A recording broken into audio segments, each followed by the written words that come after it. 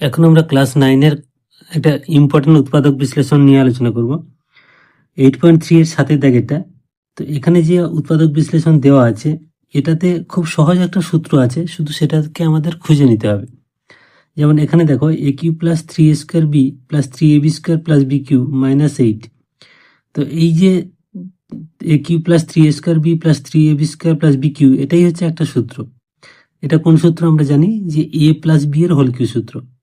তাহলে এটাকে আমরা যদি লিখে নিই a প্লাস বি এর হোল কিউ সূত্র, আর এই মাইনাস 8টাকে আমরা যদি 2 এর কিউ করি, তাহলে এখানে আরেকটা সূত্র পেলাম, a cube minus B cube সূত্র।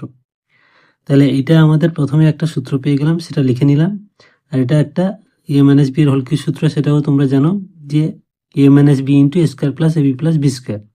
তাহলে a মানে এই পুরোটাকে আমরা যদি a ভাবি, তাহলে a মাইনাস বি অর্থাৎ a plus B minus 2 into, এখানে একটা সেকেন্ড ব্র্যাকেট দেবো, কারণ এ স্কোয়ার বলতে এখানে এ প্লাস বি এর হোল স্কোয়ার হবে, এ স্কোয়ার প্লাস এ বি।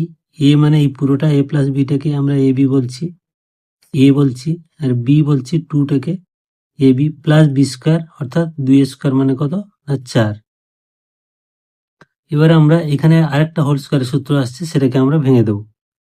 তাহলে এখানে হচ্ছে এটা যেমন ছিল তেমন থাকছে, যে এ প্লাস বি মাইনাস 2, আর এখানে হচ্ছে a square plus 2ab plus B square. তোমরা জানো এ প্লাস বি হোল স্কোয়ারের সূত্র।